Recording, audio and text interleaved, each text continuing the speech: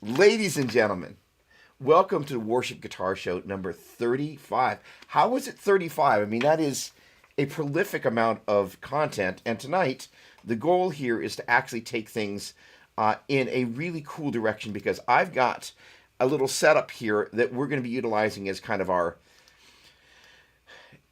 tone central as we talk about the concept around using switchers, using MIDI controllers, where we kind of walk back through some MIDI strategy. Over the past couple of weeks, I've been making a ton of video content where all of this stuff has kind of been where I've had to live, where I've had to think, where I've had to teach out of. And it's been a really interesting journey and a fun one. And I've learned a ton of stuff. And my guess is some of you know a bunch of that stuff. Hello, Alan. Good to see you. Hello, hello, hello. Bruce, hello, hello. So the thing is that, there is just so much that you can potentially want to know. And then ultimately there's the part that you, quote unquote, need to know. So here's the thing is that I would love it if any of you that are feeling at all chatty about all of this stuff would like to just jump into the chat and let us know. Oh, great. Hang on just one second. There was a whole little meltdown that happened simultaneously around a bunch of things.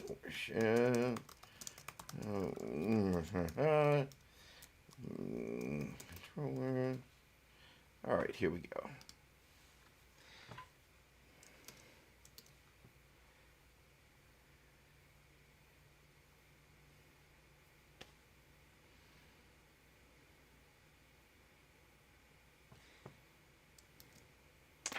Ladies and gentlemen,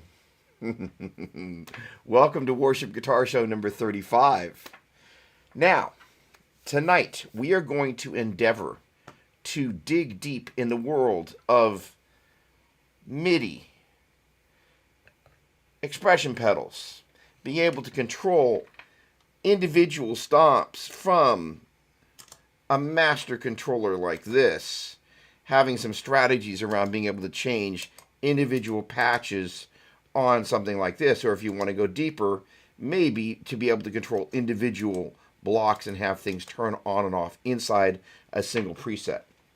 Or maybe the concept of MIDI is absolutely terrifying because it is a four-letter word and no one has ever really just kind of gone, hey, there are a couple of basic layers that you want to live in. The most important thing for us in the praise and worship world, arguably as controlling our gear, is how we easily just step on one button and have all the things that we want to have happen. That's ultimately it. And so the interesting thing is, of all the things that we're taught, I do not recall a worship pedalboard class when I started serving on the various worship teams. And so the idea is to give some strategies around, hey, look, if you just want to be able to randomly access any stomp, turn it on or off, that's a great idea.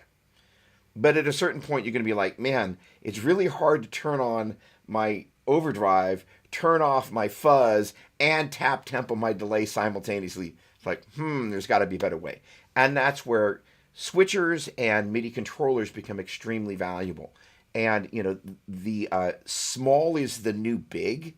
So again, if you take a look at the incredible popularity of devices like the GT1000 Core, or stuff like the HX Stomp, which is one of the places I'm going to be spending a bunch of time tomorrow. The idea is these newer, smaller form factors, not that HX Stomp is classically new, but if you take a look over the period of time thinking about a Marshall Plexi or, vintage Fender amplifiers, they are very new in the framework of this. So the idea is coming up with a strategy about how we want to approach our pedal board is really, really important. So if we want to go old school and just go, I want to stomp on anything at any particular time and have that happen, more power to you. But the idea of then being able to go, hey, you know what? I would really love to just be able to step on one button and have a bunch of those things that I used to have to step on a bunch of pedals to make happen. And that's where the power of a switcher and or the power of a MIDI controller can come in. And this past week, I made a video for the good folks over at Rev around the D20 amplifier. That is me pointing at the two amplifiers behind me. And the idea was taking these two arguably very different approaches to controlling your pedal board and your rig. That is to say, The one setup that I put together on the board that is right over there was one that is a switcher-driven setup. And in a moment, I will endeavor to go grab that board so you can actually see what that looks like.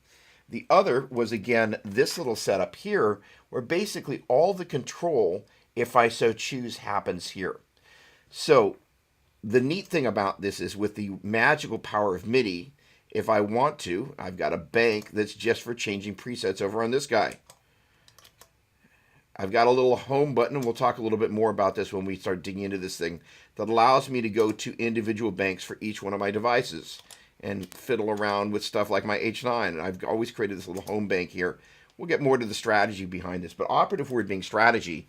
As you come into like, hey, I've got 5 pedals, you're telling me I can control them all with the push of one button. I'm interested, but having a thought around what you're going to do and how you're going to do this is key. So what I want to do is start off with this concept around basically regardless of what style you play, it's kind of what I refer to as 4 on the floor. And that is to say, basically, if you take a look at, let's see, where is that puppy? There we go. So we take a look up here. You're going to see I've created a little guy here called clean, OD, chunk, and lead. And those are really kind of the 4 main sounds. If you think like any gig, most any gig, I got to have a great clean tone. I got to have some sort of overdriven tone. I've got to have some chunk tone. And then I've got, presuming I'm going to get a solo, whether it's a solo or some soaring melody thing, those are the 4 main flavors we want to make sure that we can elicit the sounds that we're looking for. Again, if you were thinking about 4 tone channels that we were going to broadcast on, those are kind of the 4. And so the idea of going, okay, well, if those are the 4 main flavors, that's the main strategy around how I want to think about putting things together. And the neat thing about a switcher is it enables you, with a push of a single button, to just say, all right, all this stuff, I've got all of this stuff's on, this stuff's off, and then you just kind of do that. In a simple way, let's talk about doing that with simple pedals, no switchers, no MIDI. And also talking about strategically, all right, Doug, what is a logical signal chain? Generally, but not exclusively speaking, you come in. The great thing about putting a tuner at the very beginning of your signal chain is that it can, if you need to, act as a mute button for everything that comes after that point, unless there's some cable that's decided to go into meltdown. But the great thing about having that tuner at the front, if you need to change guitars, you step on the tuner, you pull out the cable out of your guitar, you're now silent, boom. I actually am not a big user of volume pedals or expression pedals, although there is one on here because that's an important part of a lot of people's experience. I prefer to do that from the volume control. But the point being is having that tuner at the beginning of your signal chain, unless you're using some sort of a device like this, which has a built-in tuner, then you are missing that piece. But on a general old school pedal board, putting that tuner first acts like a mute thing that you can use both to have silent tuning and such that if you need to swap guitars or there's some meltdown, instantly silent, right? Okay, now another example is, say you're using a wireless going into the front end of your pedal board. Your battery goes down or is partially gone down and it's making some wacky sound like wirelesses sometimes do. Being able to mute that at the very beginning of the chain is very helpful. All right, now, next in line more often than not for me is going to be a compressor. Then I have a tendency to place my overdrive, if I need to, a second, third, or fourth overdrive, and then a distortion pedal. And then is where I have a tendency to put, if I'm going inline, delays and then reverbs. And we'll kind of leave the stereo of the equation out for now. If I were going to place a chorus in there, standalone chorus unit, or some sort of vibrato, I would be inclined to place it after my drive pedals. But with a vibrato, I might be inclined to move it around a little bit. With a chorus, I know I'd place it after my drives, but before my quote-unquote time-based effects like delay and reverb. This is not set in stone, but I've generally found that works best. Now, the reason I didn't actually initially mention this chorus thing is basically one of my favorite things to do is on the delays. And if we're going in stereo, again, my favorite thing, dotted eighth on one side, quarter on the other, is I won't add modulation on delays. And in case you didn't know, a chorus is a short delay that if you listen to just the delay part would sound something like, which blended with your direct signal gives you this lovely lush chorus sound. So the idea is you can add that same, not as extreme, on the ends of your delays, so you get the same effect, but it's at the end of the delay, and it's a lovely, lovely sound. I should say it's at the point where the amount of time between your initial transient and then when the repeat of the delay is, that's where you will hear that modulation kick in, and on each successive echo after that. All right. So that, by the way, is a lovely, lovely sound. You can hear it being used by the likes of Michael Guy Chislett. And it's just one of those sounds you're like, oh, it's really, really lovely. One could argue that the origins of that sound came from these old echoplexes that basically the tape would stretch, and they call it wow and flutter, where the motor doesn't move perfectly. There's a motor inside those, and the tape is stretched, so it kind of gets this slightly warbly out of tune thing, which is actually very blissful. Okay, so just to recap, tuner so you can mute everything if you need to, compressor, overdrive, distortion, modulation, delay, reverb. Now, for those that are inclined to use a volume pedal, there are two places that worship musicians in particular like to use them.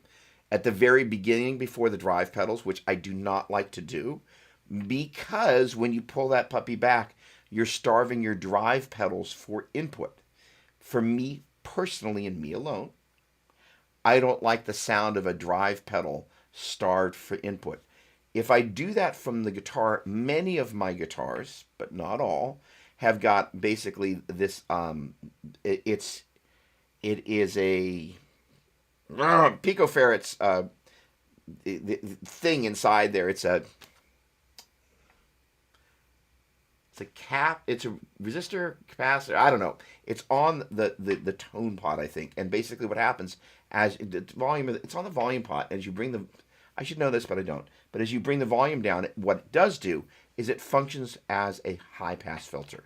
And high pass filter the name is a little bit misleading, but if you think about it, high pass filter lets the highs pass through. And so what it does is it rolls off the low end. So what it means is that if you want to bring your volume down, what it does is it pulls out the bottom part of the sound, which is traditionally where some of the muddiest frequencies are. And you come down, your volume comes down, your sound cleans up, in part because you're driving your pedals less hard, but the other thing is you're sculpting out, getting rid of some of that bottom end.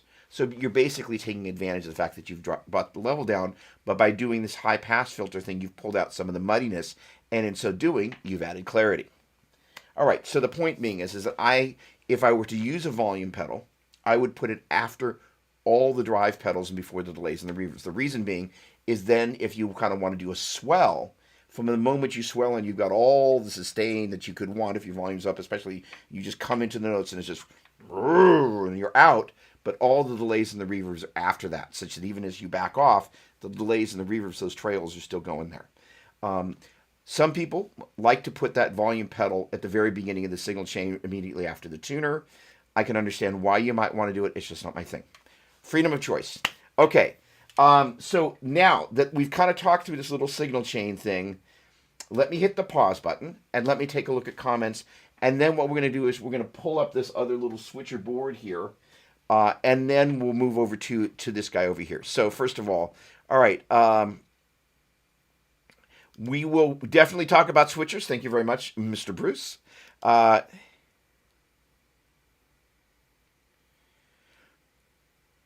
Wow. Okay, Federa 4. What a great question. Now, the interesting thing is, okay, we are going to be doing a something with one of the guys that's a producer, quote unquote, for multitracks, and he produces bass patches. But we had this amazing Zoom call yesterday. He's written some patches. Let's see if I can find the link easily. Give me a moment.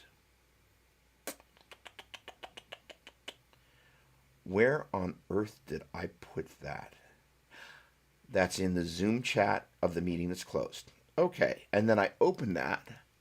Is that over here? There we go. All right, good, good, good, good. So it's Daniel Ferguson, and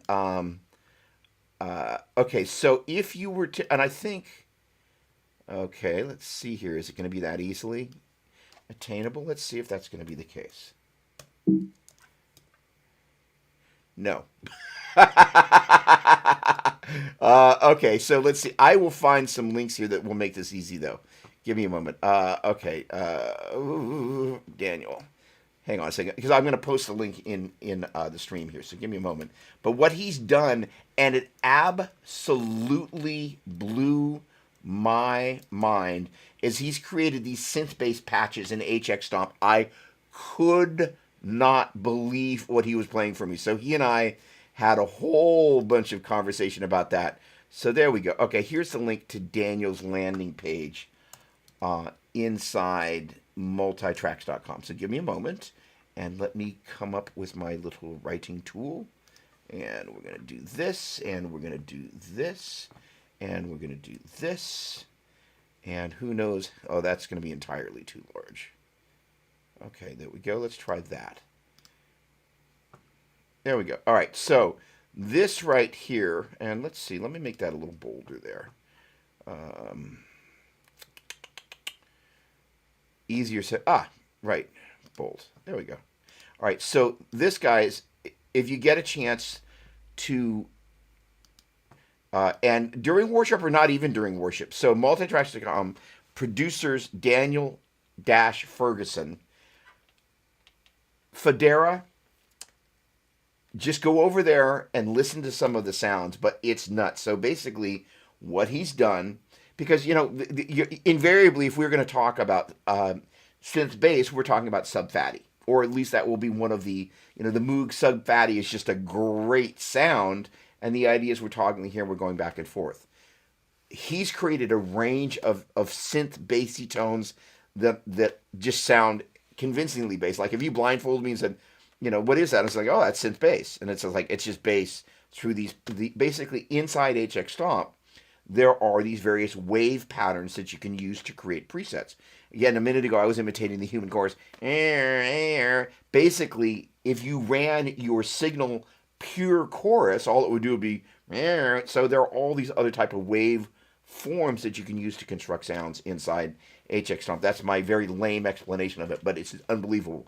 So we are going to figure out how on the Worship Musician channel, in conjunction with our friends at Multitracks, in conjunction with Daniel, because he also has created a bunch of acoustic IR sounds, which are also amazing, where you're just kind of like, wow. So we are going to be figuring out some very crafty ways to do that. And most importantly, your comment here during worship. So because it's an association with our friends at Multitracks, we're going to figure out a way how we can actually apply these sounds to actual worship songs, such that we can kind of go, all right, here it is in the framework of this song, and here it is in the framework of that song, such that we actually kind of go, wow, that really works, right? Because your point is completely correct. It's like without the quote unquote in worship part, you know, it's a different dealio. So yes, okay. Oh boy, and I reserve the right to rabbit trail with you. So here we go. Hey Doug, when using 2 amps, is there, good to see you, Chris. Is there a standard distance that speakers should be apart, or should they be angled in a certain way? That is a really, really, really, really great question. Generally speaking, I usually just put them right next door to each other, like pretty much touching. What you want to be careful of doing is putting one in front of the other. But that said, if you ever take a look at the Edge's live setup, he's kind of got it going in tiers. And my guess is because everything's close mic'd and they're outside, it doesn't really matter. I should say, you know, they play these giant outdoor festivals, or if they're indoors, the venue's so big, any phase in coherency between, you know, because let's imagine your wave is going like this, right? Oh boy.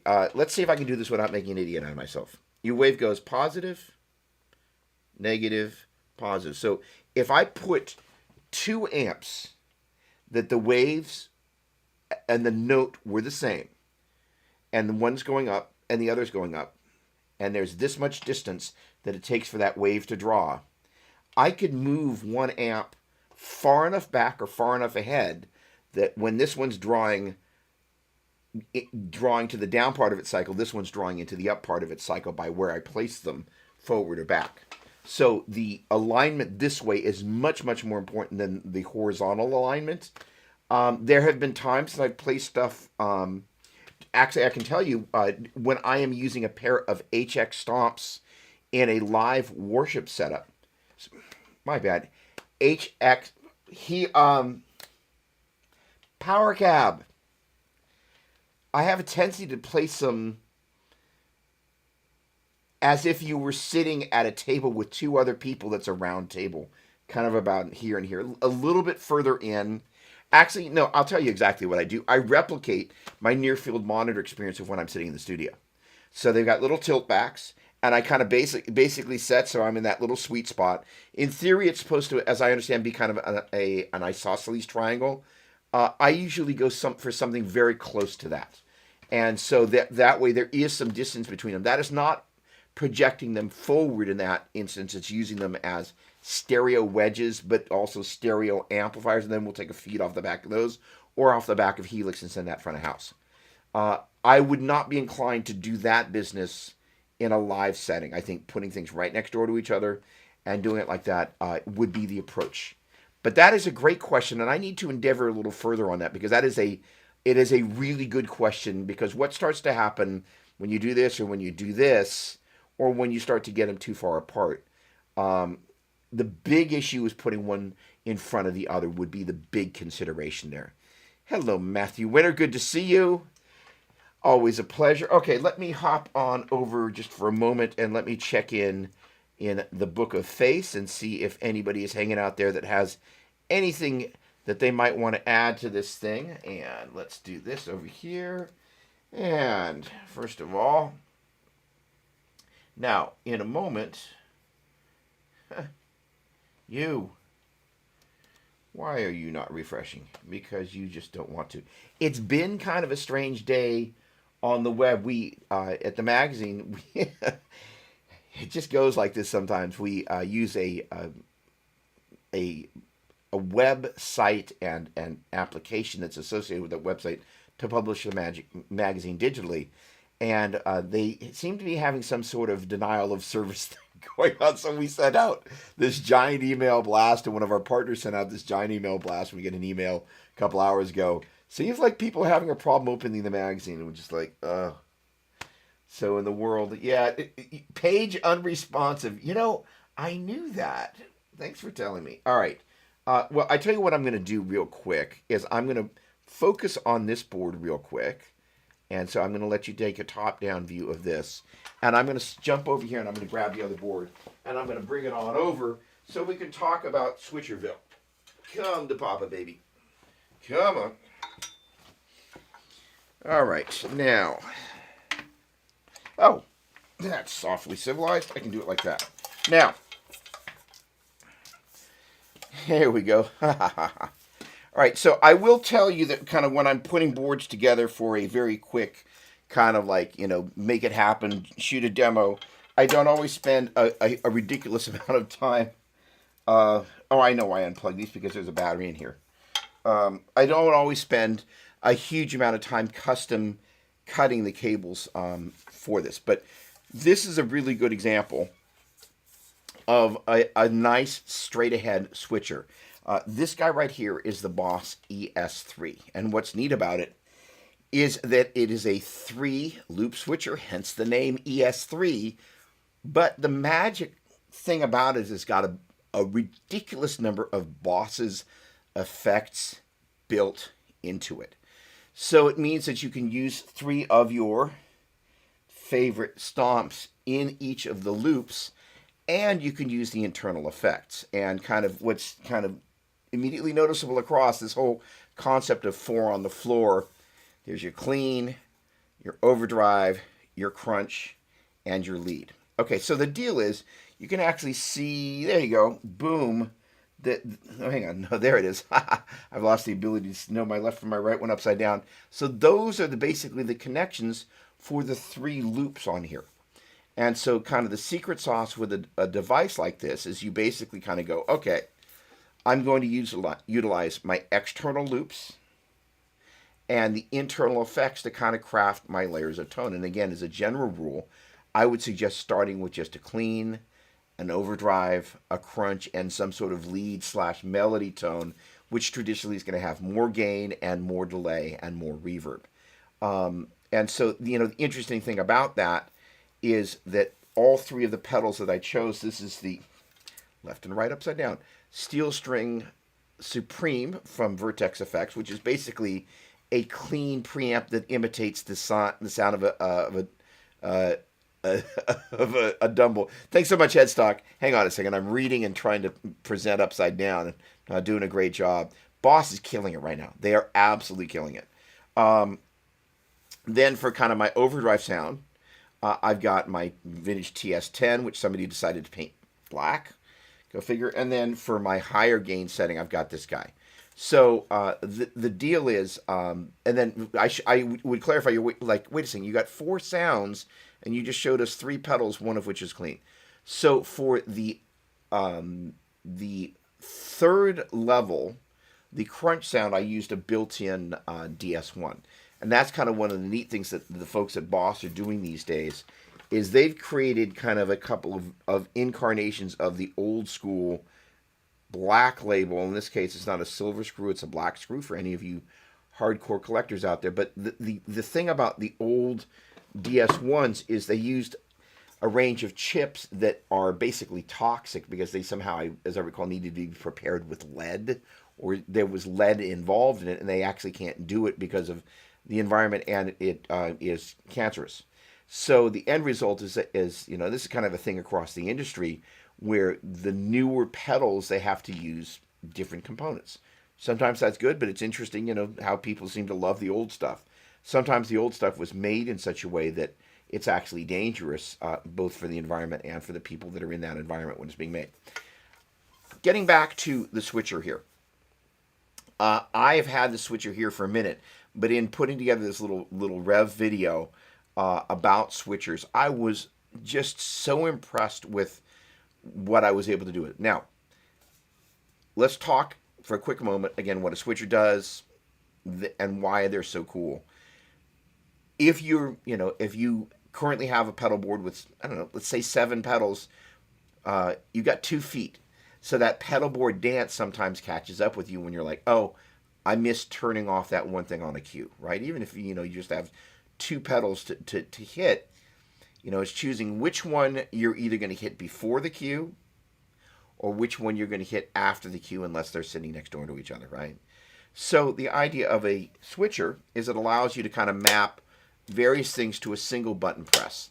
And generally, I would suggest having a strategy of clean, overdrive, crunch, and, as I would call it, lead, although we don't play a lot of lead in worship per se. So the idea is that you can then immediately, what's convenient about that, you can visually, as I look at this, I'm seeing that same pathway to tone. 1, 2, 3, 4. 1 is just my clean tone. So I always know if I'm aiming for clean. And by the way, if I'm kind of using a multi-effects unit that has 4 buttons across the front of it like this, and as I'm 99% positive the HD 500 did, I had that, I used that a bunch, I would then kind of create banks of sound that were kind of always following that strategy. Now, like the HD 500, there's always some button that you can press that allows you to go into manual mode. Took me a minute to figure out how to do this with the ES3, but now what I was able to do was have this foot switch associate with turning this loop on, this one, you don't want to turn the power off, turning on and off the TS10, and this one associated with the Bogner. And I think this one I probably set to delay. That's kind of a usual thing where I kind of want to think about my loops in order, 1, 2, 3, and those will be associated with switches 1, 2, 3. And then obviously if there's only 3 loops, I know that the 4th loop is going to be, or the 4th switch rather, is going to be some other function. So again, this is the thing. There's no quote unquote right or wrong way to do this. But if by chance you've been thinking like, hey, I would like to jump to some sort of switcher thing, having never done it before, you're like, well, I don't know, I could do lots of different things. And, you may end up immediately just finding the methodology that works best simply because, from your own experience, well, I just need to do this. I really just need to be able to turn, I use 2 sounds. I just need to be able to turn all my drives and my long cavernous reverb off. All right. Now the other part of this, well, it's interesting that you say that. Yes, there are, Mr. Winter. Okay, so let me see if I can first of all divest myself of this for but a moment. So here's the thing: is yes, there is the ES5, and upstairs I've got the ES8, and invariably I'm going to be building some stuff with the ES8 because that obviously having the 8 loops is exceedingly cool. Now, Alan, thank you for your comment there because that's stunt guitar sounds, and here is exactly the problem. Let me just double check one thing. Okay, good. Oh, happy day. Hang on a second. Let me make sure. Okay, good. Okay, great. Okay, now here, my day tomorrow is going to be jumping very thoroughly into Line 6 world. So with that said, because I spent a lot of time in the Boss world in years past, and then kind of the deeper I went into the House of Worship, kind of the more I ended up in the. Let me get to the right. There we go. The more I ended up in the Line 6 world, but I have a lot of friends over at Boss, and they are really, really good people, and the products they're making these days are just unbelievably good. And in case some of you don't know, in fact, we got to get Jeff on this show. There's a guy named Jeff Slingluff who was the guy behind the HD 500 and, wait for it, the DL4, who's now basically the cool, groovy guy that brings the coolest products to market at Boss. So he's got a little Line 6 mojo in his pockets there as well. Okay, so Alan, you brought up, hang on, I'm going to pull Daniel's link down here real quick. There we go. So again, I'm going to bring this back up. So this is one of the greatest points ever, okay? Because the temptation when you get a box like this to create what I call space junk. I wonder if I can do picture in picture. Let's do a picture in picture, and let's put DOP as the picture in picture like that. There we go. All right, I'm going to be up above the clone there. All right, so the deal is, hi. When you're using a device like this, there's just a ton of patches in there. Some of which are actually really cool. So this is, let's just imagine, whether it's a GT1000 core, an HX Stomp, or fill in the blank. When you first get it, I suggest kind of walking through all the different patches, not listening for, oh, how do I like that particular patch on its own, but that's always a great thing, but also which ingredients of that patch appeal to me, and just making a note, oh, that's using that particular thing, and arguably writing down which patch it was and what ingredient it was, or even just which patch it was, because by the time you get 30 patches deep in this thing, you're like, you kind of come back, I think it was that one. No, it was that one. Trust me, you know what I'm talking about. So the idea is kind of going, okay, these are some of the things that I really love that this unit does really well, right? Like, in particular, the DS1, there's a lead DS in here. Instant killer lead tone, just like, wow. So the idea is like, okay, that's going to be something I'm going to use. So, let's see, hang on a second. Okay, hang on. I was a Line 6 guy for 15 years, running a head rush now. Both are great. Absolutely. Absolutely. I end up getting frustrated with option paralysis. Tell me about it. Twiddling knobs and never playing or trying to decide if 9 milliseconds of pre-delay sounds better than 10 pre-delay. And this is where hopefully I'm about to be your new best friend. Or something like that. All right, so the concept is this, and this, Jeff really kind of hit me to this. This should be the right window. There we go. Oh, good. We even get the pedal board here. I'm going to shrink you down a little bit, though. All right, so here's the deal. What I've done here is I have created... First of all, we are in the Boss Tone Studio for GT1000, which is the same deep editor for both the GT1000 and the GT1000 core. Now, looking from left to right, that's basically the signal flow. And what's kind of cool about this is that I have kind of created these two paths here. And what's neat about this particular approach is that I can toggle back and forth between them Oh, I'm not on the right patch. Hang on a second. Oh, of course. Hang on a second. Let me just do this real quick. Let me come back to planet Earth. Actually, no. I'm going over here, and you're going to watch. So I'm over here on, and so I've banged up and down into the outer depths of planet whatever, but I can instantly get back to there, and that's actually where I want to be when we get into the deep editor, which is where we're going to go now. So what I did was I created what I would call a Wolfmother Patch.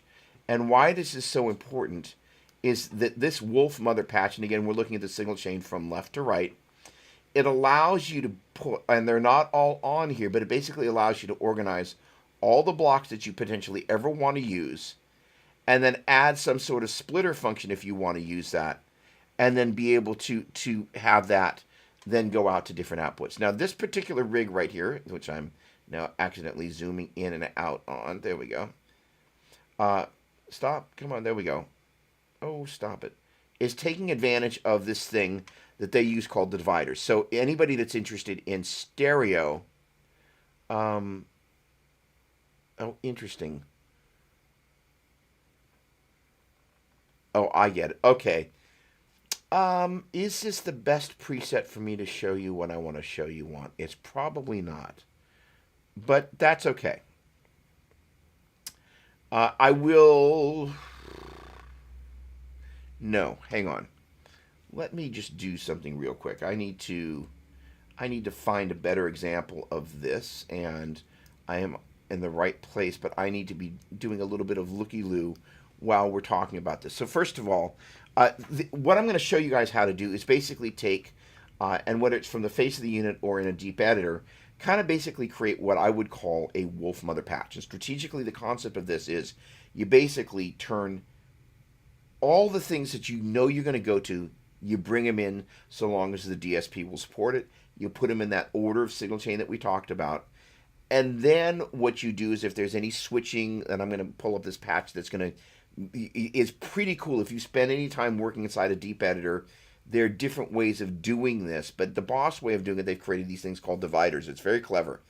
But you basically kind of go, you build a virtual guitar rig.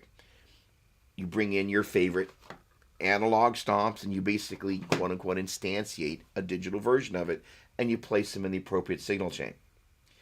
A number of us are faced with the challenge of, like, I want to be able to use an amp on stage or on the platform and potentially send that signal out front of house. So this is where being able to kind of leverage actually this, there you go. So as you take a look there, let's see, there we go. You should be seeing, you'll be seeing my mouse now. There we go.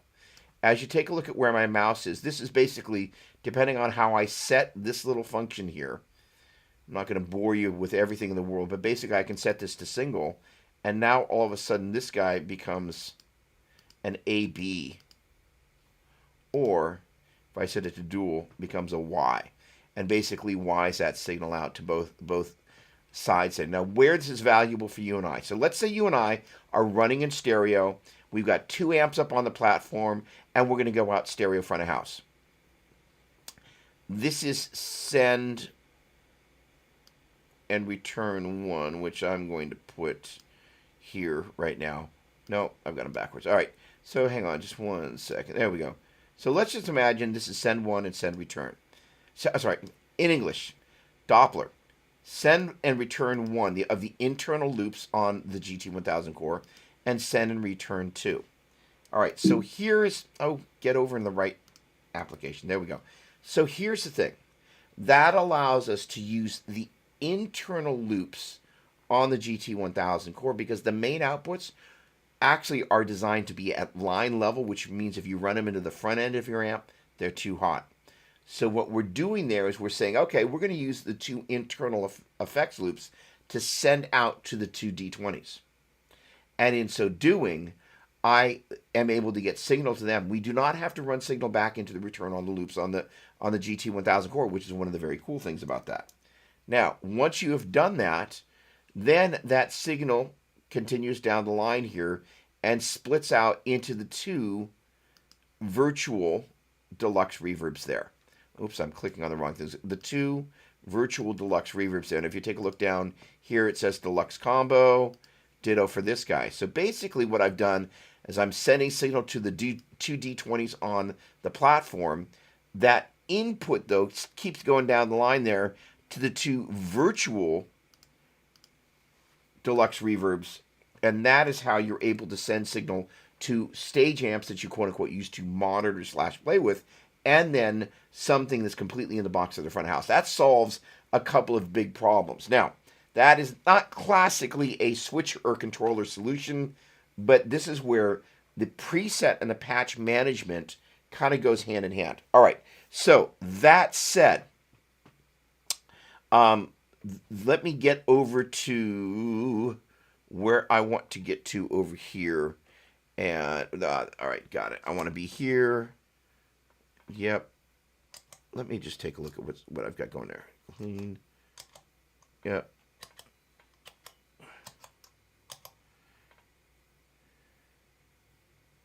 Okay. I'm going to just show you this example because it's the best way to do this, I think. All right. Good. All right, so first and foremost, the clean patch that I set up is this guy. And it's basically just a compressor. I keep the noise suppressor there because it's actually after one of the built-in tube screamers. FV is a foot volume. That's this guy actually should be over here, but I'm not using that master delay, but that same mistake I caught a minute ago. This guy should really be, come on, move over there. Oh, you're angry with me. All right. In any case, then we're using that split there. Now, the next thing is when I go over, let's see if I got the right guy here. Yeah, when I go over here and I move up to the overdrive, what it's going to do is basically take that same signal chain, and now it's going to, and it takes a minute for an update. There you go.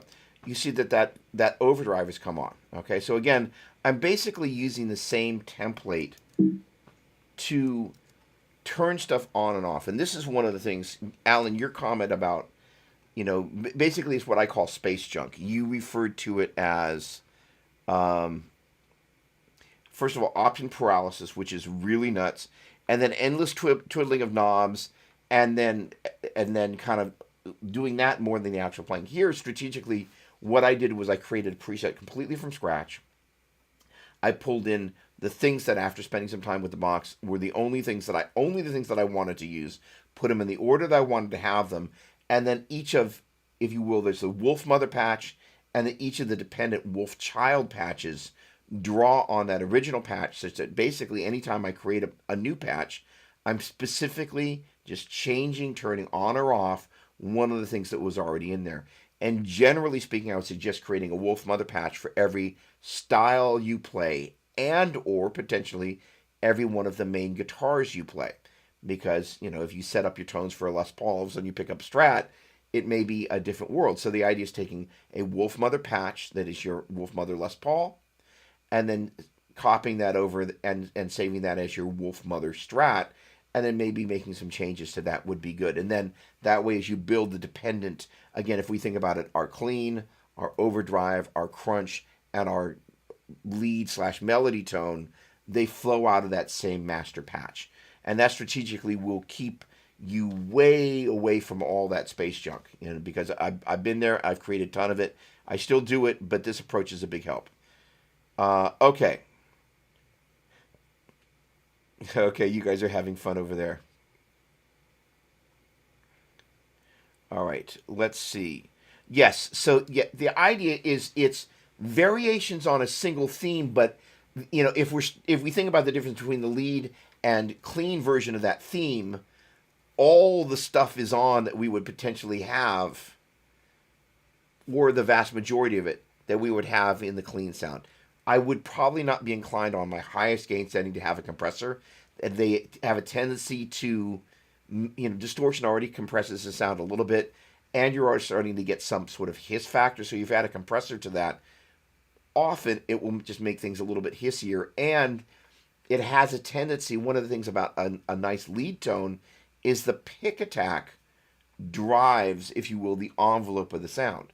What a compressor does is basically, and when I mean the envelope, it's just kind of the way it opens and closes. But a compressor has the tendency to really impact the way sound open. If you think about, like a guitar into a clean compressor going chang, the compressor grabs that note and doesn't want to let go of it until it decides it wants to kind of let it decay.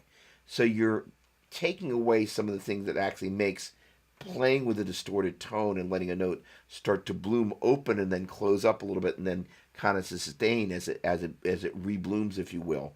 That stuff, the compressor sometimes is diametrically opposed to that. Not that you can't get some great long soaring lead tones with a compressor, but that's a different deal. So yes, variations on a single theme. All right, let me hop over to Facebook real quick and see if we have any comments here. Hello, Brett. Nice to see you. Capacitor measured in farads. Thank you very much. Usually picofarads in the size of the pod application. So backing up a step. Thank you. So this cap on the volume pot, what I was talking about before is that when you back off on the volume control, it functions as a high-pass filter, and a high-pass filter lets the highs pass through. And so little picofarads is they're not little birds or some sort of little creature. They're these little capacitor values that I think it's 0.01 is the value. That's kind of the one that I seem to have gravitated towards. And again, when you bring the volume down on the guitar, as opposed to from a volume pedal, because if you put a volume pedal before a drive pedal, it starves the drive pedal for input. And it's kind of like when your overdrive pedals starts to lose battery power, and it's just kind of like, it's kind of half-baked. It's just not my vibe. Nothing wrong with that. Steve, how you doing? I have HX Stomp. I ended up using just the Stomp right now. Awesome, awesome, awesome. It's a great pedal. Cool thing with the ES switches, you can rearrange the loop order and make custom effects change you couldn't have without unplugging everything and rearranging it. You're absolutely correct. And in said demo with said ES guy, don't leave home with that one, I did not do any of the loop reordering. So some folks may be, so let's hit the pause. No, it's not hit the pause button. So let's talk about, first, before we move over to the MIDI side of things and using a MIDI controller to do much the same sort of thing. Being able to do this from a switcher, one of the things that switchers like these guys and the PBC6X, the X being for the loop reordering functionality, means that you can have King of Tone and a Klon or KTR in loop 1 and loop 2. And for those of us that like or love to stack drive pedals, there's probably an order that you enjoy stacking the drive pedals in. But there may come a day you kind of went, well, what do they sound like if I want to reorder them? What's great is inside those switchers, you can actually go, all right, I'm going to create a patch where I'm just going to flip the order of them. And you may find that you like them stacked in a particular order for most things, but there's a particular sound that you go for with a particular guitar. I like them the other way around, and you can literally write a patch with them set up like that. And that's one of the great things about switchers. And basically, again, getting back to Bruce's earlier question, you basically have the ability to have 3 external loops for whatever favorite stomps that you want to use, that you can turn those loops on and off and write that functionality of which loops are on and which are off, and which of the internal effects on the ES3 are actually on. And so you can really kind of create this whole orchestra of tones that literally with the push of one button, all this stuff is happening. And there's also MIDI functionality in there. And again, for those of us like, I really want at times just step on my stomps, you can get into manual mode and basically make it so if you want to step, and this is the great thing about manual mode, this button right here, rather than having to go into manual mode and stepping on the stomp over here, which is the whole problem that we were trying to avoid, you can go, okay, I'm going to go into manual mode. All right, I want to turn on the steel string. All right, I want to turn on the tube screamer. I want to turn on the Bogner or on or off or stack them or do whatever it is that I want to do. You can still do that, and then you're back to your preset of your clean, overdrive, crunch, and lead. And then maybe you're in your lead and you're like, okay, well now what I want to do is turn my delay off or on. Or maybe I want to stack my Klon on top of that. That type of functionality of being able to go, because it's in some ways, imagine being able to set all the pedals on your pedal board and then kind of have the ability to kind of just be able to modify that without having to step all over the place. That's really where a switcher it gives you the ability to create the tone you want with one button, with the gear that you want, and then if you want to kind of get into a manual mode, you can do that. All right, the great thing is they sound great, the fidelity's super high, and you don't have to be a rocket scientist to use them, and you don't have to be a rocket scientist to design them. The other thing about them, that ES3 is this big. There are a lot of fly rigs. It's a very small footprint. All right, awesome. I love that. Okay, hang on. Okay, there we go. Do the ES switchers have effects built in? No, that's not. No. Those are not dumb questions. Those are actually, Alan. Actually, first of all, let me just hit the big giant pause button. Those are the questions that everybody asks, and they are not the dumb questions. It's actually a great question. The answer about the ES3 has effects built into it. I do not believe the ES8 does, and I do not know if the ES5 does. I don't believe the ES8 does.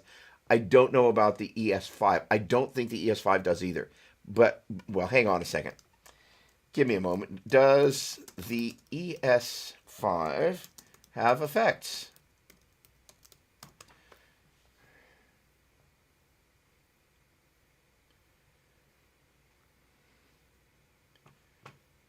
All right, hang on. And it looks like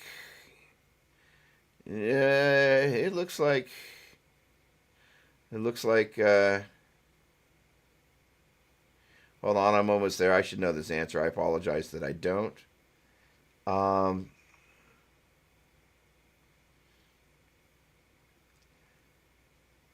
don't think it does.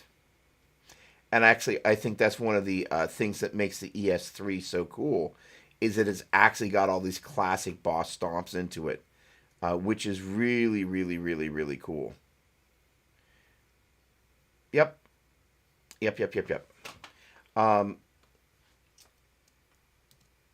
Back to reality. Okay. Alan, great questions. Because these are... here's the thing. Your comment also is not very knowledgeable about the newer Boss stuff. There is so much gear on the market that being knowledgeable about kind of the nuance of these, there are certain lunatics that actually they endeavor to make that their business. But first of all, I enjoy it. I have access to this gear, and I have the privilege of helping other people answer their not dumb questions about well, does it do this or does it not do that? And I should know the difference between the 3, the 5, and the 8, which I guess I do now. But the point being is that I have not done any programming with the 8 yet. I have spent a bunch of time now with the 5, and I'm for the size of that thing and the fact that it's got just a ton of Boss effects built into it. I mean, it's just crazy. And I think it's $4.99 is the price point on that, which is, for what you get, it's a whole lot of. All right, let me just check in on Facebook real quick before we get into this next little phase of this. All right. There we go. Yes, there we go, Brett. Hey, yes, it's a cool feature because sometimes I like my SD1 in front of my TS9, other times vice versa, and it's sometimes to be able to do that on the fly.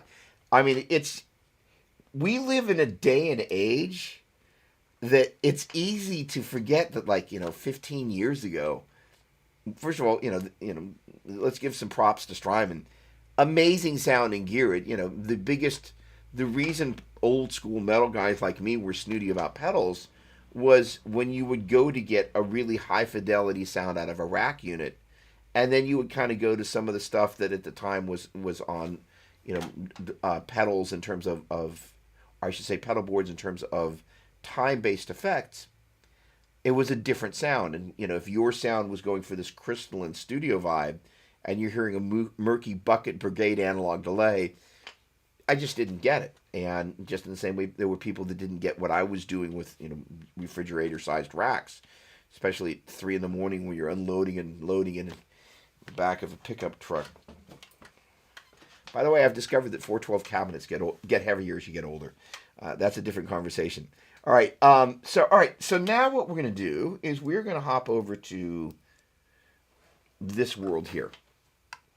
Okay, and we've talked about this a little bit, but I've had a chance to really solidify some of my thought around this and kind of doing that rev demo really got a chance to live inside here. And the interesting thing is that whether it's an HX Stomp or the GT1000 core, you have a finite number of things that you can do with these switches. Generally speaking, imagine that you're going to be at some point just taking this and sticking it in a gig bag. You want to be very protective of your ability to simply be able to walk up and down consecutive presets. That's a really, really important thing. And in turn, you want to be conscious of the fact, and by the way, tuner functionality here is these guys together.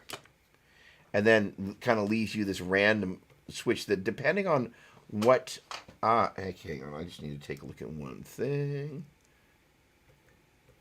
Oh, I see. Hang on a second. I need to do one thing here. You are going to go over here. There we go. All right, now,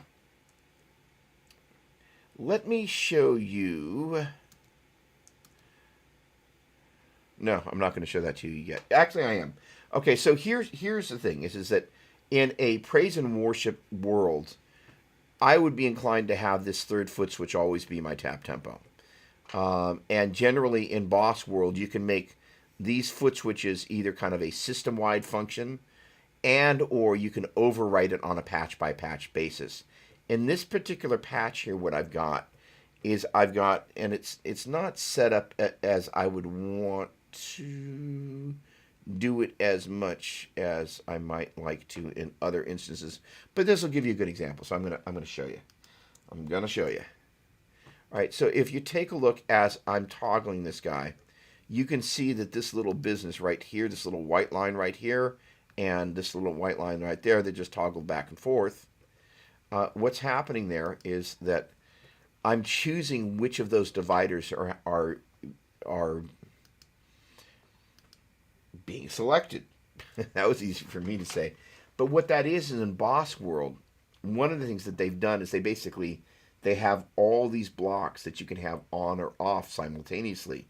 So what you can do is create two different signal chains, one that's basically your clean signal chain and the other that's your dirty signal chain, and you can toggle back and forth between them using a single button like that. And that, as a Wolfmother strategy, is a really clever way. So let's just say in your gig, you're going to basically hang out at one patch where you're just toggling back and forth between clean and dirty, clean and dirty. Well, the neat thing about that is you never have any issues of spillover. And as I understand, that right there is Boss's solution for in a smaller device like this. And as I understand, all the functionality of the GT1000 is in the GT1000 core. But traditionally, when you change patches in a smaller device, your delays cut off and your reverb's cut off as the new patch loads, because it's potentially, imagine that your new patch has got some different delay type and some different reverb type. It potentially could morph those sounds, but you may not want it to. Again, the reason being, if you're switching from one patch, you don't know what the next patch you're randomly going to switch. The boss doesn't know. The box doesn't know. So imagine you're morphing an echoplex and a crazy modulated delay. That may not necessarily give you the sound as it's spilling over. And I'm 90% positive, and I should know this, and I don't, for sure, that you do not have spillover when you change from patch to patch in the GT1000 core. I know you don't in the Helix, and this is kind of one of the things. There's so much DSP that has to kind of be loaded and then unloaded, and then it loads the next preset. And again, you don't want it necessarily morphing as it carries over. So here's this sort of a strategy of being able to create two individual signal chains inside one patch is a great way to never actually have to leave a patch.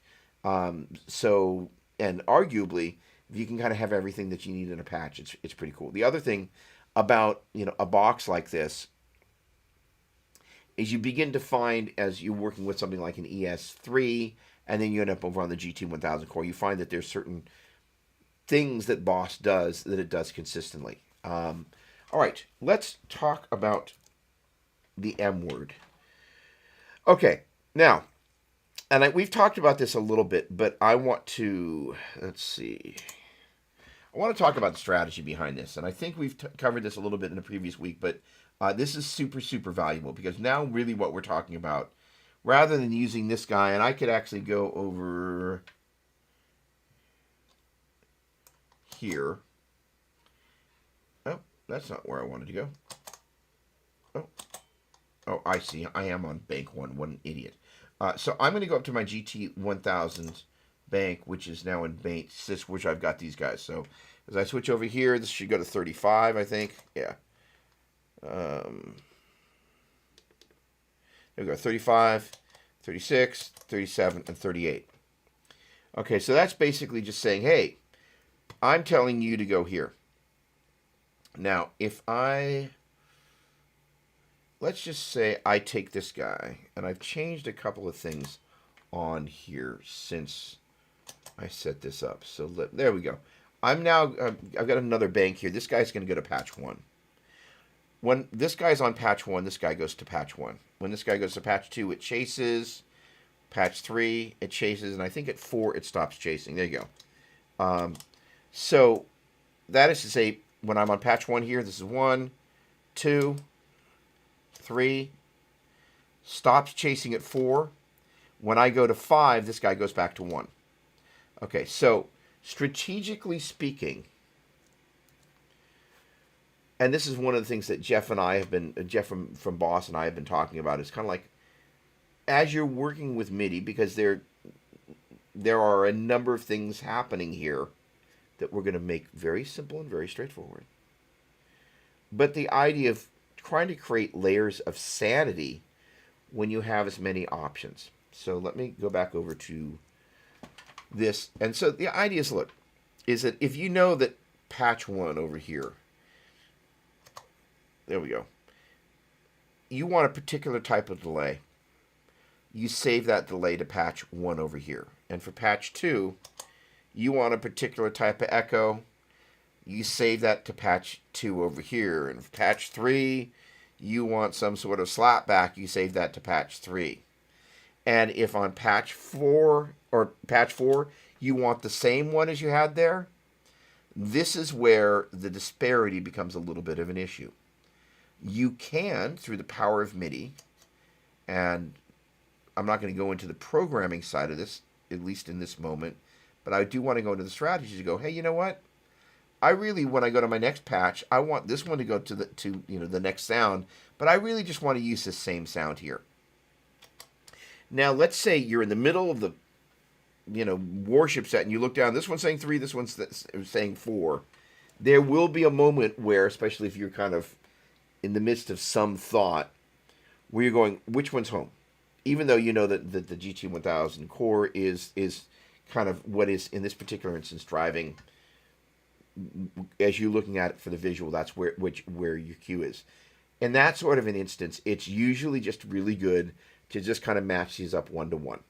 It makes it a little bit easier, such that, quote unquote, in the heat of the battle, you look back down here, and this guy says 4, and this guy says 4. But if you're so inclined, and now this guy's going to go to 5, and this one's going to go to 1, you have the ability, he goes to 6, you have the ability to create random pairings, or say, for example, you're in the middle of a service, or getting, after, pre-service rehearsal, you're like, I love this, but I want to go to the sound that I had over here, and I don't want to overwrite this. So you can do a little bit of MIDI magic and kind of move that around. Backing up a step and readdressing. Generally speaking, it's good if you've got multiple devices, you've got the readout in front of you, to have them match same numbers. Makes life much easier.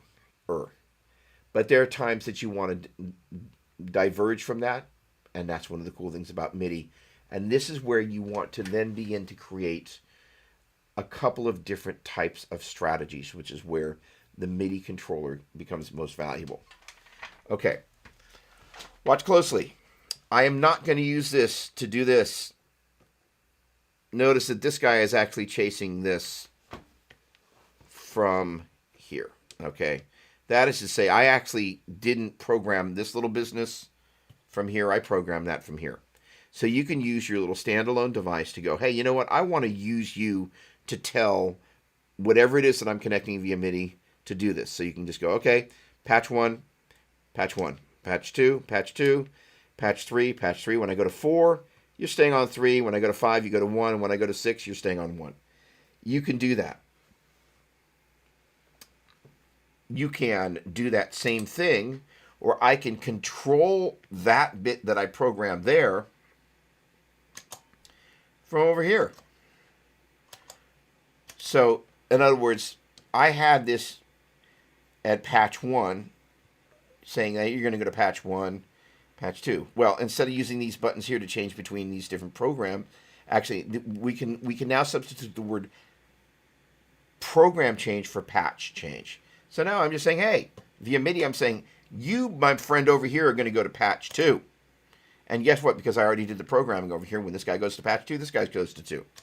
All right, so that is to say you can do your programming from here, tell this thing what you want it to do. But I can basically, instead of having to do this manual business, I can now control it from over here. And I can control a lot more stuff. So the strategy of a device like this, and I totally stole this from this guy off the internet, so I've got to find his name, but for now he's nameless and faceless. But what he basically hipped me to was you create a bank for each one of the main things that you want to manipulate.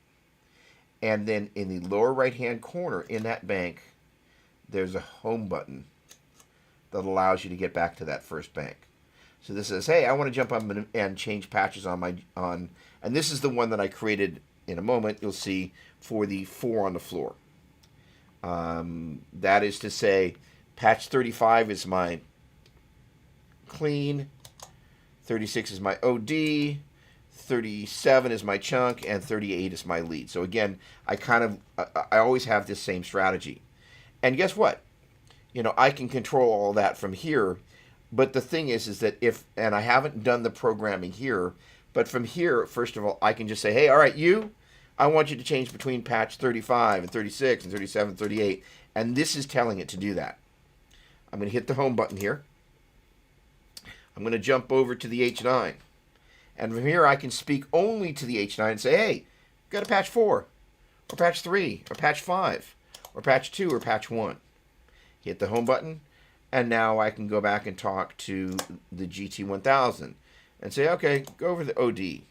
All right, so that ability to kind of choose what I'm targeting and how I'm targeting it is where a MIDI controller, it's still functioning in the same way as a switcher, but... And let me back up one step. Comparing and contrasting those two, strategically, you've got this, hang on, you've got this mode, no, there we go. You've got a mode here where this thing is simply, no, let me do it from here. Hang on a second. Let me do it from here. There we go. Watch what happens when I do this. So now what happens, you got a mode where basically everything is changing with the push of a button. You also have a mode that when you're so inclined, you can target individual patches on one of the devices and not all of them. And then there are other modes where you can get in and you can target individual elements inside here. Now, the way I happen to set this up, I did it when I go here. I set it 35, 36, 37, 38. But with a Wolfmother patch, I very easily could have just said, hey, I'm just going to turn certain stuff on and off inside here. And again, that's the analogy of, let me get over to the controller, which I think is on 4. I have to be, no, it's on 5. There we go. And that's really just saying, hey, there are just certain things I'm going to have on. There we go. And I'm going to have those on when I go to step on that particular button. And you just, basically write that into there.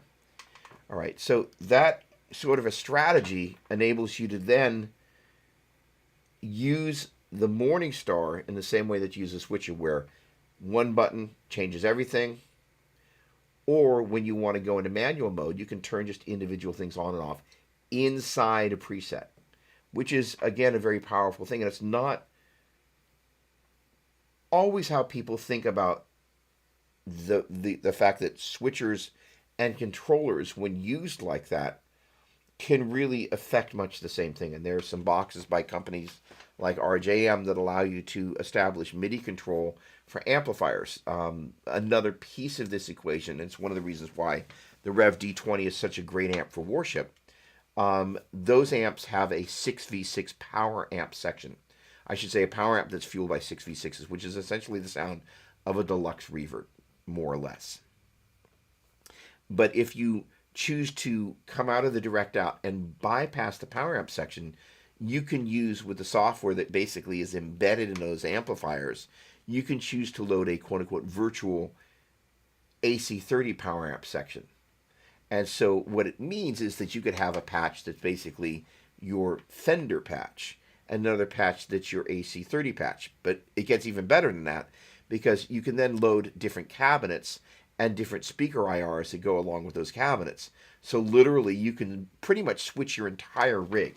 And that is one of the very neat things about what MIDI allows you to get at. Now, as it turns out, the ES8, the ES5, and the ES3 all have MIDI in them. And you have the ability to target those sorts of things. So basically, on the face of the D20s, there's a rotary switch that has 6 positions. Of the available 128 combinations of virtual power amps, virtual speakers and cabinets, virtual microphones, and some reverbs as well. So the ability to just kind of switch, basically switch what that is, and it's in effect combining the best of an analog world where you've got basically this tube preamp, and if you want to use the tube power amp, you can, or you can bypass that depending on the setting that you put on the facing amp. That is not MIDI controllable. It's one or the other. But then you can swap all that stuff out on a patch-by-patch basis. That is incredibly powerful. All right, so we got some new comments. Hello, Barbie. How you doing? I have always wanted to meet you, so it is a pleasure. Welcome aboard, and cool.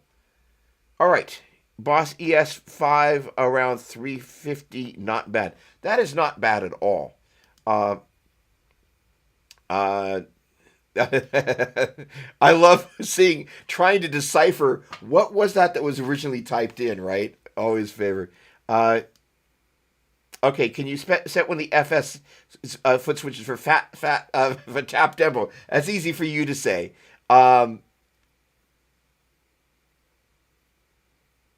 Okay, all right, hang on. I've got 2 comments coming in here simultaneously. So, and I have to. This is a kind of a funny point here. All right, I'm gonna merge these in a moment. Hi, Doug. First of all, hi, Brad. I love your last name, Miller Guitar.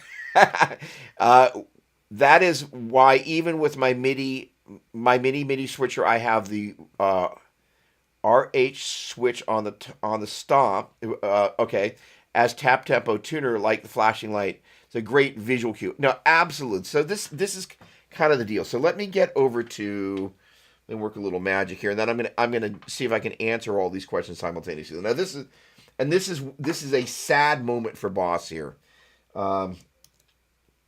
This guy, I love this foot switch. Where's my FS1? Or is it the FS5? It's wandered, sprouted legs. All right, I love the switch, but the real bummer is it is only powered by battery. You cannot power it from your pedal board, and you can't, get a little, little battery clip in there. And if you leave it plugged in long enough, it will kill the battery. In any case, it's a sad day for this guy. All right. All right. So basically, what I had initially done to answer multiple questions here. So what I had associated with these guys was this foot switch here took this guy, and I'm going to get down to the patch where you can see it best. I'm going to go to home. I'm doing a couple of things here that I'm not explaining, but just bear with me. Why are you not tap tempoing? Because I set you to global. Give me a moment.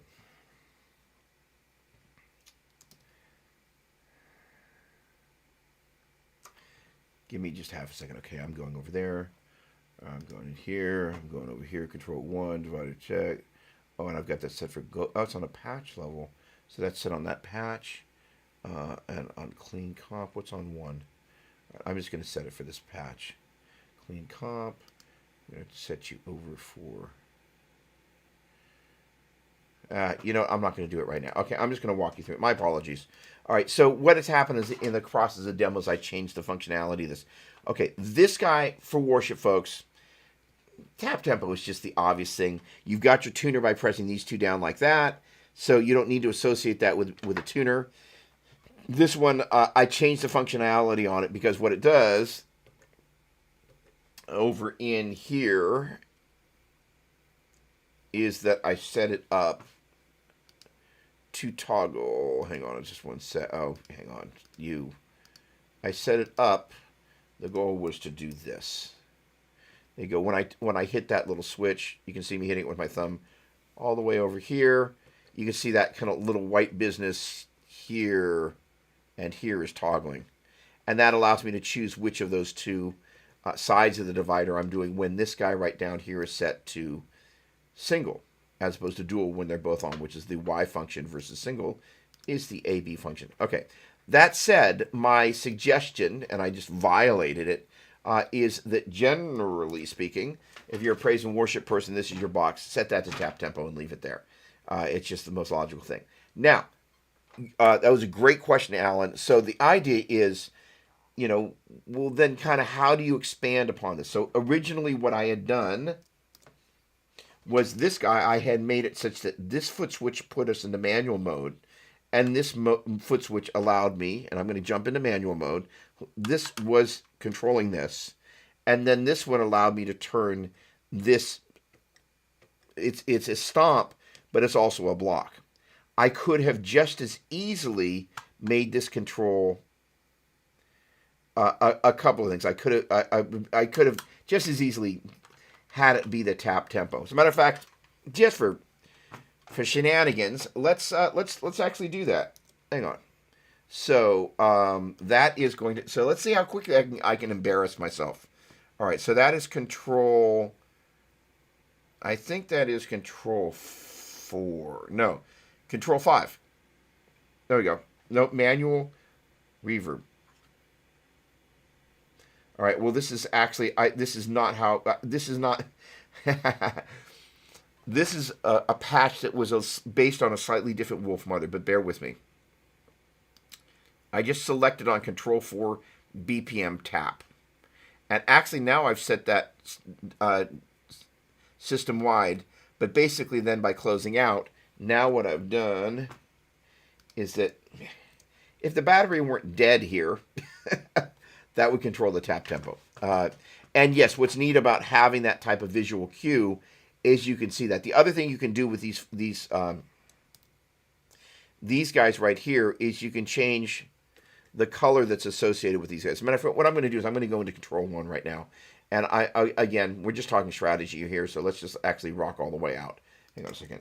So what I'm going to do is I'm in the deep editor here. I'm going to go into this little mode for control expression. Control 1 is this 1, 2, 3rd road here. For right now, we're going to go in. I'm going to leave it on patch mode, but for this patch, instead of divider 1 channel select, I'm going to select this. Where is our tap tempo? There we go, BPM tap. And I could use it for individual delays, but I want the BPM tap. And now you can see it's basically synced to the quarter note. But there's another cool thing that you actually would prefer to do. And this is one of the things, any of you who speak Boss, right now it's on auto.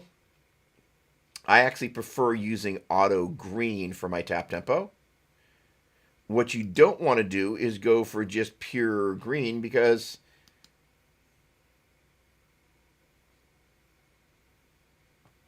all right, how about Control 1 on?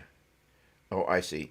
It's either non-flashing green or nothing. And so what auto, when Control 1 is on, It's basically the function of the tap tempo. So I've got it set up. And that auto business means it's going to flash. I don't know why they call it auto, and you don't have to have anything for the off state, but that means that when you tap the tempo in, it does that. Now, that is again, it may seem like we're splitting hairs here, but this concept of having some strategies about what you're doing, and this is actually Brad's point, is like that visual feedback is actually really valuable to be able to look down at the board here and know, okay, so say for example, my board here, I knew that there was certain patches where I wanted to control the BPM and certain patches where I didn't care.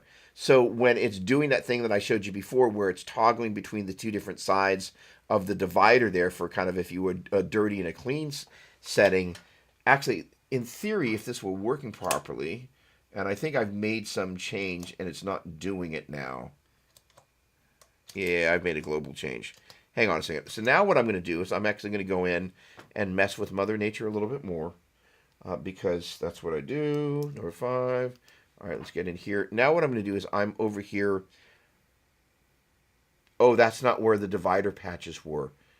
That's right. They were down. Where were they? Were they around 5? Hang on. Oh, shush. Hang on. Let me see if I can find where that. Let me see if I can find where my divider pages are.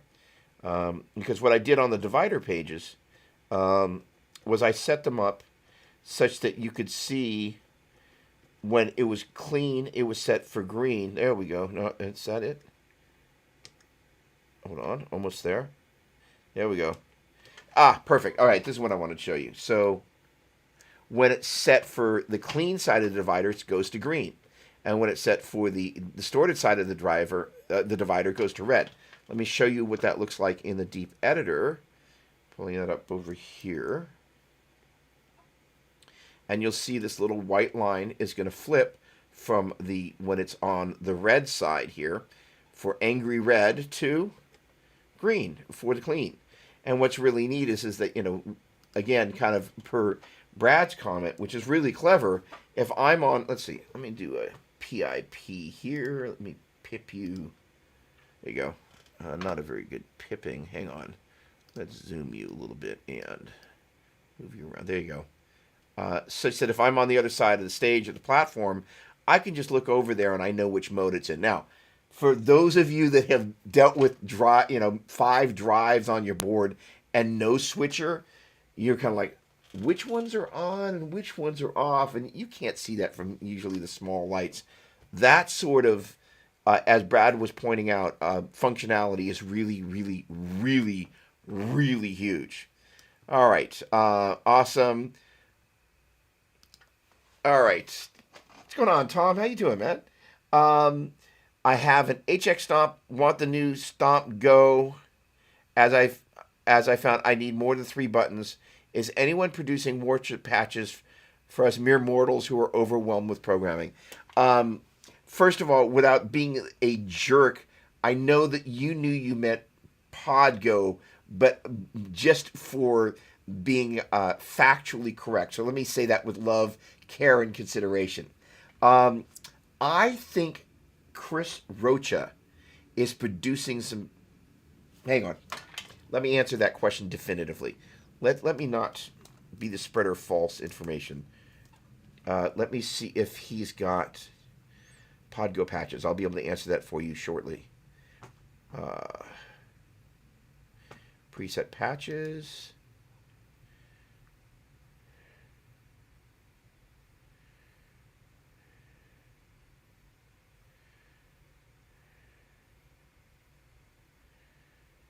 The answer is no. Okay, hang on. So he's got AC500. No. There we go. Yep, Podgo. Blatantly. Okay, so there we go. Yes. And Chris is amazing. So hang on a second. There we go. I can actually navigate the web half the time. Hang on a second. Let me do a little bit of this and a little bit of that. If I can do this without breaking something. There we go. Where have I put poor Chris? There we go. Chris Rocha Guitar. So Chris can hook you up with some Podgo settings. And, you know, Tom, I'm going to, at the risk of sounding slightly politically incorrect, boy, that with that kind of an intro, you never know where it can go. One of the great things about buying other people's patches is then getting inside there and taking a look and kind of go, what did they do?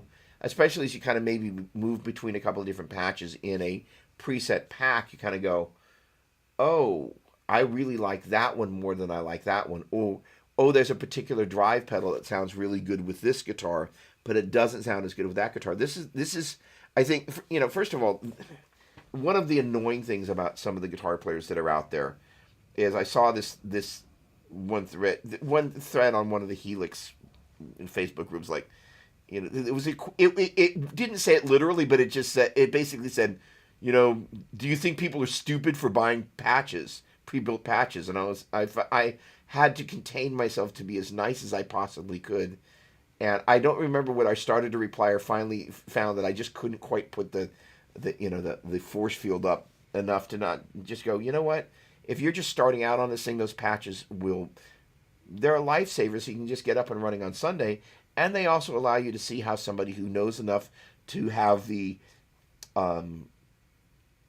wherewithal to create patches that they think are good enough that other people are going to want to use.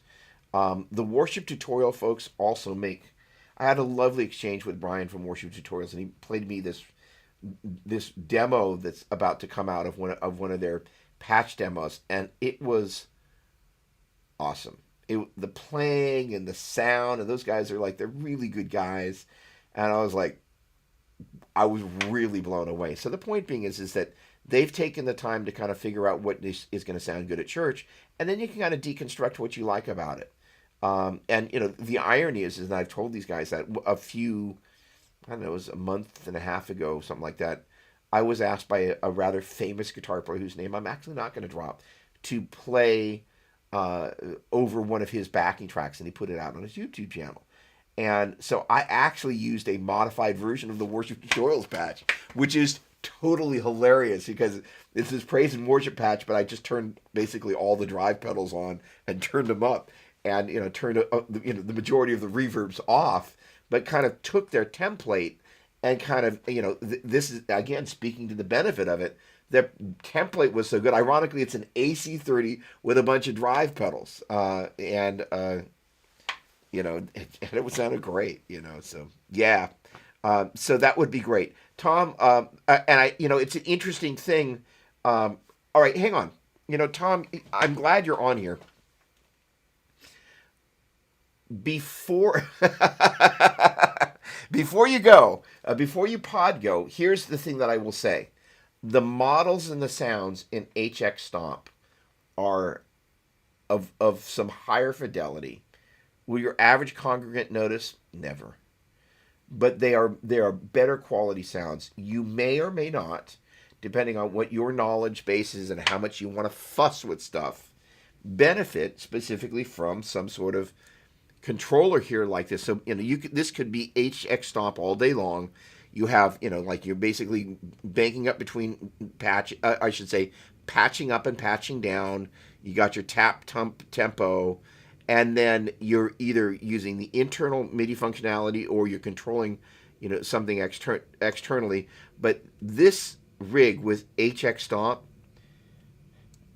is a killer. It's just huge. And HX Stomp, I think, although you have less switches, if you were to use something like the Morningstar MC6, which is not necessarily super cheap, hang on, I think it's $299, MC6 Morningstar price. That's used on Reverb. All right, hang on a second. All right, how much is that from the Morningstar? Okay. How much are you? Sorry, I should know every price in the world, and I don't. Gosh darn it. All right, hold on. Shop. How about that? Wow. Okay, the MC6 is $229. All right, hang on a second. Pod Go is $449. No. Oh, wait. Yeah, it's $449.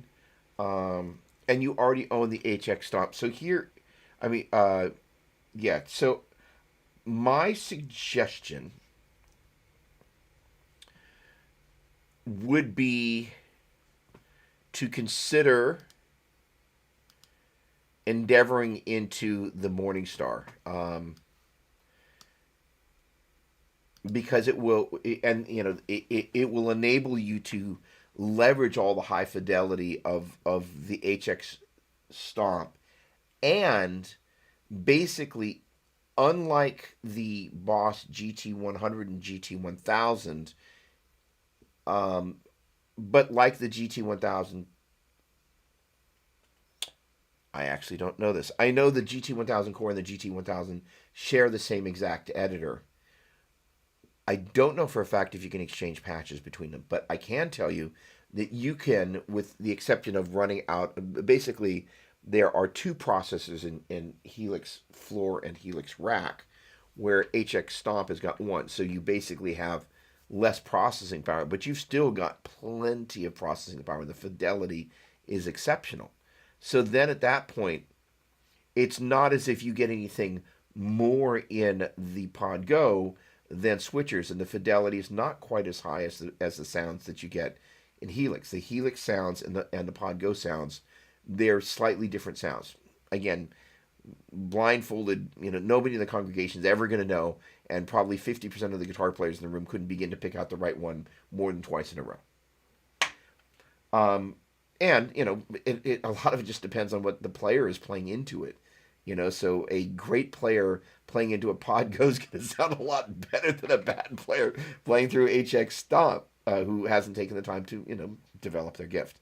The point being is that I would encourage you to look at, and hang on a second, let me do this. HX Stomp and MC6. I would be shocked. Oh, there we go. Oh, duh, stupid me. So Morningstar on their YouTube channel has got some videos on controlling HX. And there we go. My buddy Jason Sadides also has Morningstar MC6 on there. So there is a bunch of content that's out there on using a Morningstar MC6 with your HX Stomp. I would strongly suggest watching a couple of those videos. You also know me, which means that you're probably already like halfway into leveraging me to making an HX Stomp Morningstar video, because I need to do it anyway, and especially since I've done it for the core. I need to do one, or done it as part of what I'm doing around the core. I need to do one for an HX Stomp.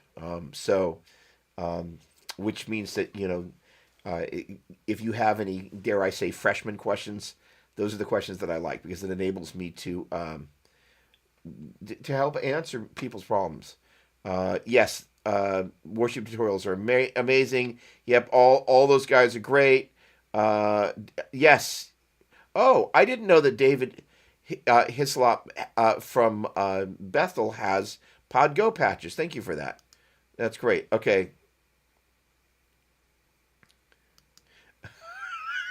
That's ironic. I always forget about Alex. That's Alex Strabala. His stuff is great. Speaking of Virtual Fender, the new Princeton and HX 3.0 is great. Yes, it is. Tom, with pleasure. That's why we do what we do. I can mod that for you. I can mod that switch for you to fix that. Brad, are you talking about the battery on there? Oh gosh, FS6 sounds like a pain with batteries only. It's a great foot switch until you leave it plugged in. Oh gosh, yep. Buying patches help teach programming. It's a huge help, and I love it. It was not Joe Satriani. No comment. Sweet Doug, yes, I like to see how they produce them, so I can have a baseline with pleasure. No, it's a great help.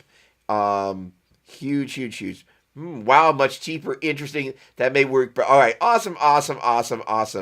No, so I'm supposed to thank you, Brad. There's supposed to be a Jet Pedals micro MIDI making its way into my world. Oh yes, the battery. Oh, okay, that's crafty.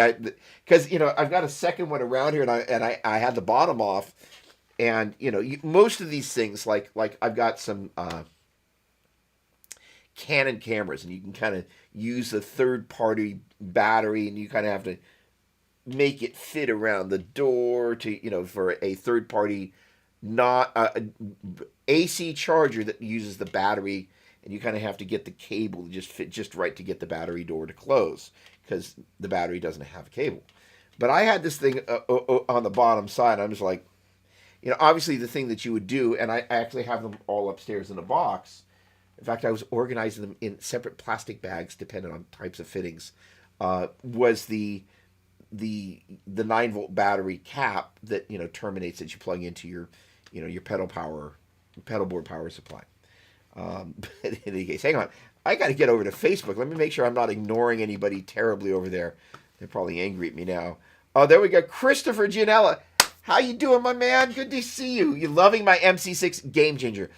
Unreal, unreal, unreal. Montan, hello, welcome. Good to see you. Pleasure. Okay, wait, I've missed something here. Let me back up. Yeah, the ES switcher. There we go. There we go. We just need to find a different lightweight material to build the 4 drums that also resonate well. Also use lightweight but powerful magnets on the speakers. We could have a 40-pound cab that's 65 pounds lighter than older designs. So here's the interesting thing, Brett. I've got a buddy, and I've got the cabinets. They're not actually here right now, but he made them. He did a bunch of analytics. Great to see you, Chris. On different cabinet materials, and he built. It's going to sound a little strange, but he found some particle board that, based on the thickness and the way that it was set up, sounds great. And then in turn, by choosing which Celestians you place in there, you can make a much lighter cabinet. And they were 212s that you could kind of stack into a floor 12. So this whole the Neo thing, the Celestian thing, is very, very cool.